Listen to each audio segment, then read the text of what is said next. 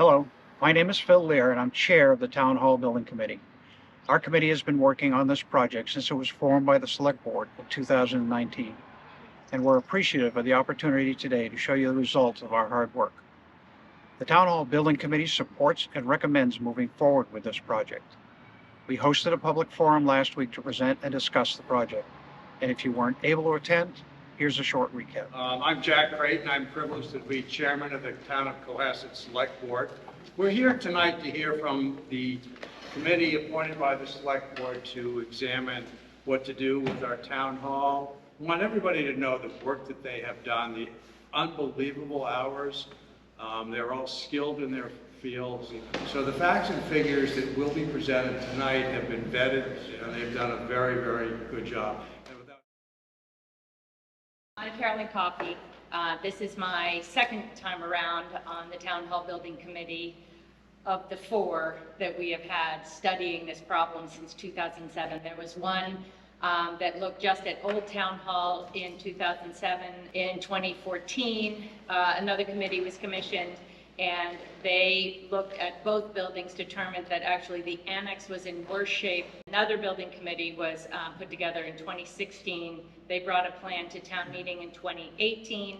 That plan passed with about 75% of the vote, then did not pass at the ballot. As a result, the town hired a number of engineers to come in and do an in-depth study of the building as is, so that we could see exactly what would be involved in a full-scale renovation, so we could compare that to a new plan.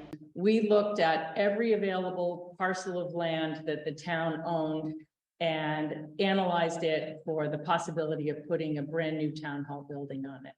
We debated, discussed, and finally determined that the best option was to do a renovation of this building and a rebuild of the annex. So when the select board reconstituted another building committee in 2019, that was the charge, was to do the restore and rebuild.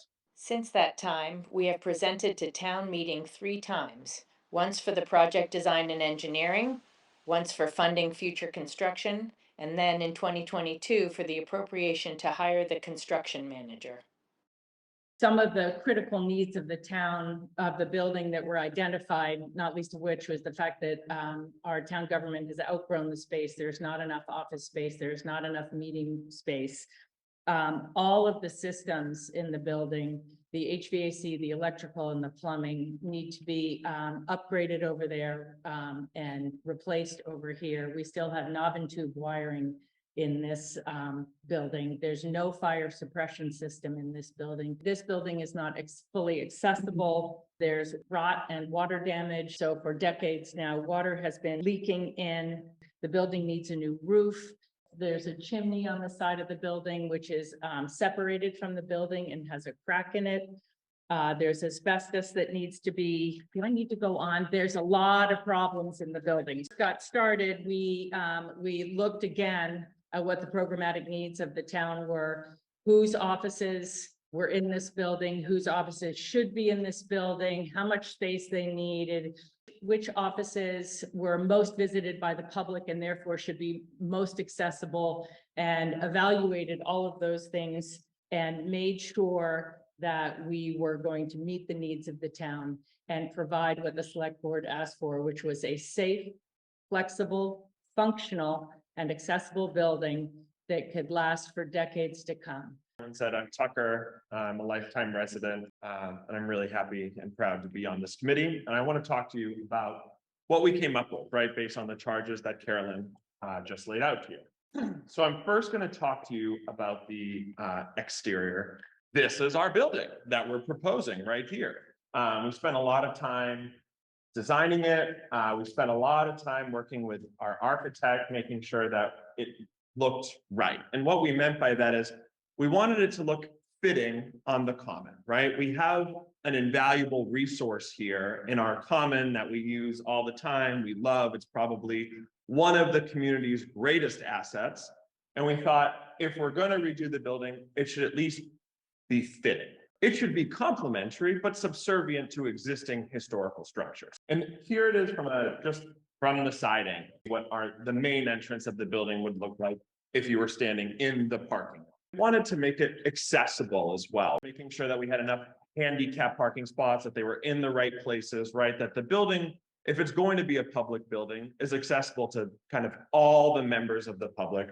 We're gonna add, I think it's 6 single stall bathrooms that will be available, yes, at events here, but we can make available when the town hall is closed. For the farmer's market, it can be open for the Strawberry Festival / the Arts Festival, right? So there'll now be public restrooms available to anything we want to put on the common.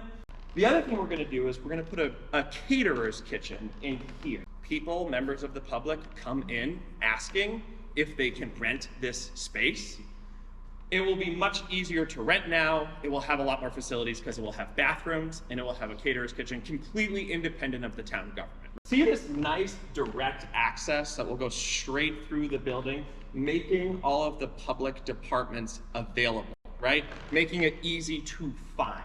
So you'll have down here the town clerk, the treasurer collector, the building department, all kind of, so you need to pull a permit, whatever, come in to talk about whatever you need to with those departments. You don't have to go upstairs, you don't have to go down hallways, you don't have to have a half stairwell in the middle, right? It's all right there. So as we return to having meetings in person like we are tonight, we will need to have some meeting spaces for them to meet in. This will be one of our meeting spaces. Nice centrally located elevator and stairwell now, right?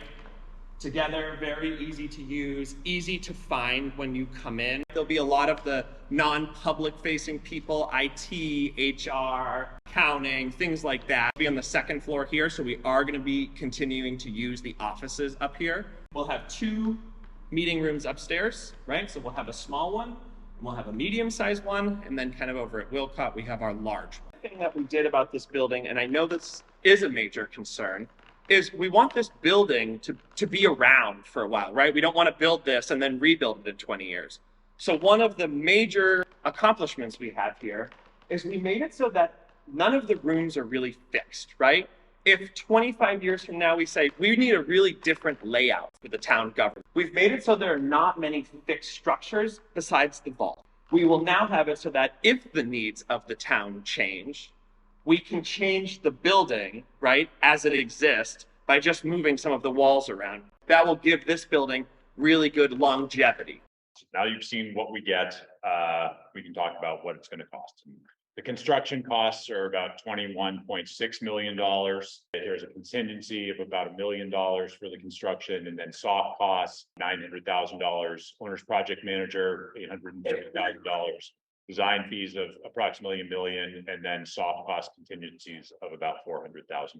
This is a guaranteed maximum price. So when I say that's what it's going to cost, that's the most that it would cost. There also are opportunities for additional savings based off of bids that have been received to date. There are opportunities for us to rebid some of those items. There are contingencies that are built in. So to the extent that the contingencies are not eaten into, that money comes back to the town. So there are possibilities for savings off of that, but as of today, that is the number that we view as the guaranteed maximum price. So a not to exceed number for this project. The question then becomes, how do we pay for it? Initial construction for this project would be financed with a short-term debt. And at that point, we would convert it to a long-term bond after the construction is complete. That would likely happen in fiscal year 2026 with a first payment in 2027. Now the payments would decline every year as we're paying off the service on the loan. This is a chart that's been prepared that is an estimate of what that actually means based off of the median home value in town. $452 per year based off of a median valuation of $993,000. This year, the less the debt service roll off is for the Osgood. So right now, on the average home, it's $220 per year is going to fund the Osgood debt. That rolls off, leaving a net increase of $232 once those two things have been accounted for. This is debt that would roll off after we paid off the debt over a 30-year bond. And that would be voted on the town election on May 13th. It is the recommendation of this committee to proceed with the project. We think it meets the needs of the town. This project is shovel ready. We spent many years looking at this project and we keep coming back to the same place. The price is not going to get better. This is an opportunity to invest in the future of this town.